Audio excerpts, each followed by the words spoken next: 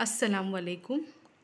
मैं अंजुमन इस्लाम अब्दुल अज़ीम खटखटे English secondary school की मुअल्लिमा मोमिन रुबीना आप सभी का इस्तकबाल करती हूँ। बच्चों, आज हम मज़मून उर्दू में उन्वान ख़त नवीसी सीखेंगे। बच्चों, ख़त लिखना एक फ़न है। ख़त में अपने एहसासात, ख़यालात को मुख्तसर अंदाज में तहरीर किया जाता है। एक वक्त था जब हम अपने मुताल्लिकीन को पाबंदी से ख़त लिखा करते थे, लेकिन अब मोबाइल, ईमेल, व्हाट्सएप, फेसबुक ने इसकी जगह ले ली है। लेकिन ख़त के ज़रिए खैर खैरियत और ख़यालात में कमी आ जाने के बावजूद इसकी अहमियत व अफादियत से इनकार नहीं किया जा सकता। मानी ख़त की अहमियत अभी भी कम नहीं हुई है। ख़त का एक अपना ही मर्तबा है।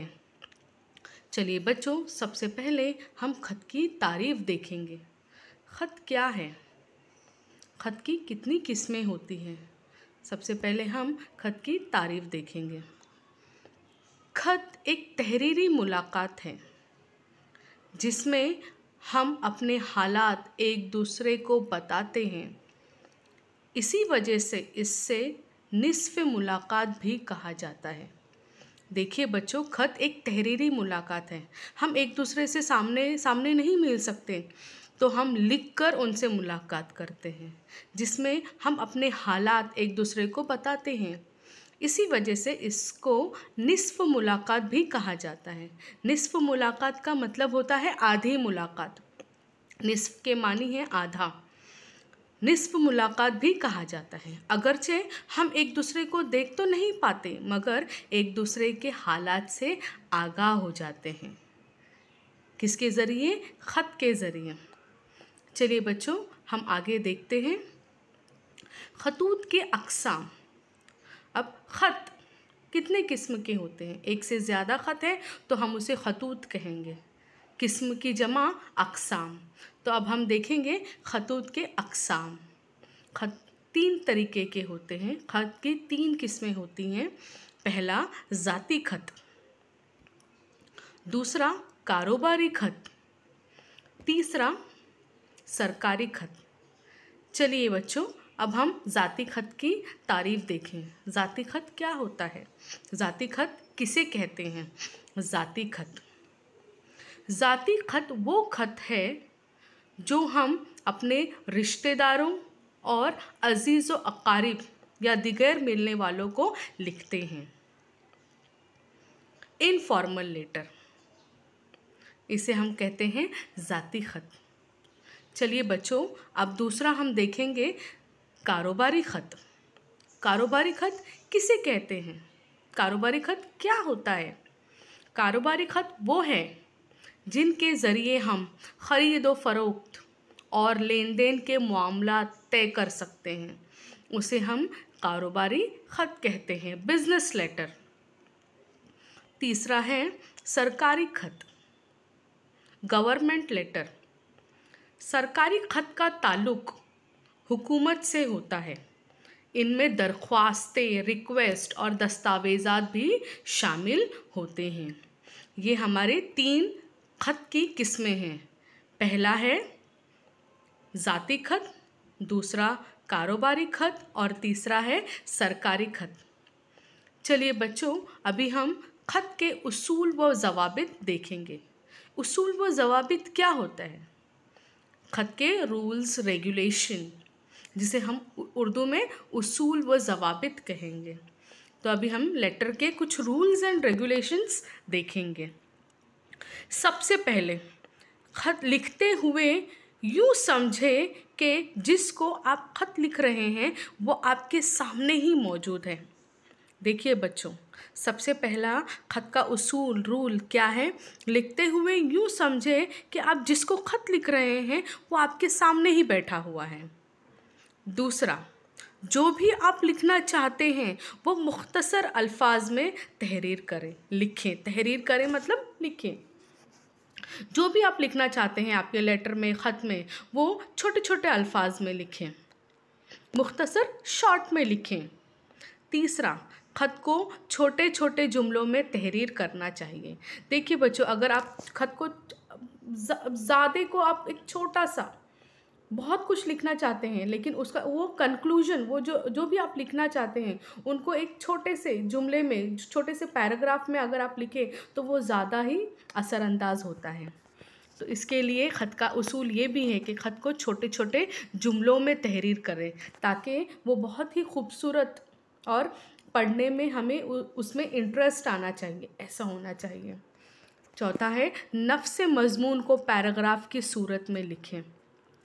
नफ्स मज़मून मतलब हमारा जो टॉपिक है, जिस वजह से हम ख़त लिख रहे हैं उसे नफ्स मज़मून कहा जाता है। तो नफ्स मज़मून को पैराग्राफ की सूरत में लिखना चाहिए, पॉइंट वाइज नहीं लिखना चाहिए, पैराग्राफ की सूरत में लिखना चाहिए। ये था ख़त के उसूल व ज़वाबित। अब हम देखेंगे ख़त के टोटल कितने हिस्से होते हैं, ख़त को कितने हिस्सों में तकसीम किया गया है। तो बच्चों यहाँ देखिए ख़त को 5 हिस्सों में तकसीम किया गया है। पहला है मकाम रवानगी और तारीख़, जहाँ जिसे हम लेटर लिख रहे हैं, मकाम रवानगी, उसका एड्रेस और तारीख़, आप कब लिख रहे हैं, आज, तो आज की तारीख़। दूसरा अलक़ाब व आदाब, अस्सलाम वालेकुम, आदाब अर्ज़ है, ये है दूसरा। तीसरा है नफ्स मज़मून, जो आप लिखना चाहते हैं, जो आपका मेन पॉइंट है वो।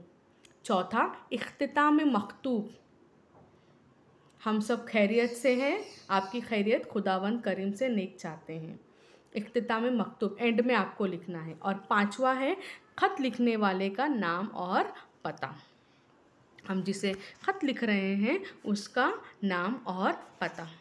चलिए बच्चों, अब हम एक सरसरी सा ख़त देखेंगे, ख़त का खाका। देखिए बच्चों, ख़त का खाका ऐसे होता है।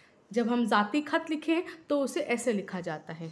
सबसे पहले हमने देखा था ख़त के हिस्सों में, पहला क्या था, इम्तिहानी मरकज़, पता और तारीख़।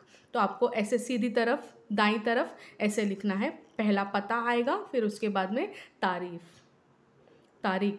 उसके बाद में अलक़ाब। देखिए प्यारे अब्बा जान, जैसे हम ये ख़त अपने अब्बा जान को लिख रहे हैं, तो दूसरा आएगा अलक़ाब, प्यारे अब्बा जान। बस उसी के नीचे लाइन में आदाब मीन्स आपको लिखना है अस्सलाम वालेकुम। अस्सलाम वालेकुम के बाद में दूसरी लाइन में आपका हाल अहवाल लिखना है, आपका गिरामी नामा मिला, आपका लेटर ख़त मिला, खुदा का शुक्र है कि आप खैरियत व आफ़ियत से हैं।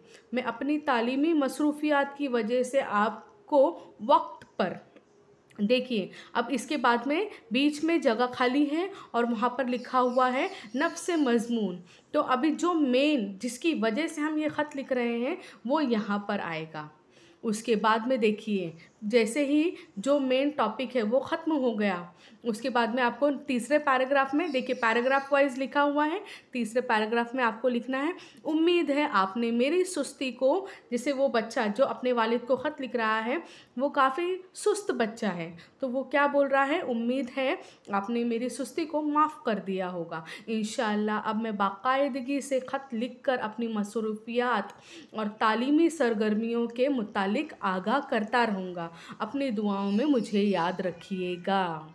और इस तरीके से यहाँ पर ख़त ख़त्म होता है और इख्तितामिया एंड में क्या आएगा, वस्सलाम, आपका बेटा, और जो भी नाम है वो यहाँ पर आएगा। बच्चों मैं उम्मीद करती हूँ आपको ख़त की तारीफ़, ख़त के अक़साम, ख़त के हिस्से और ख़त कैसे लिखा जाता है ये समझ में आया होगा।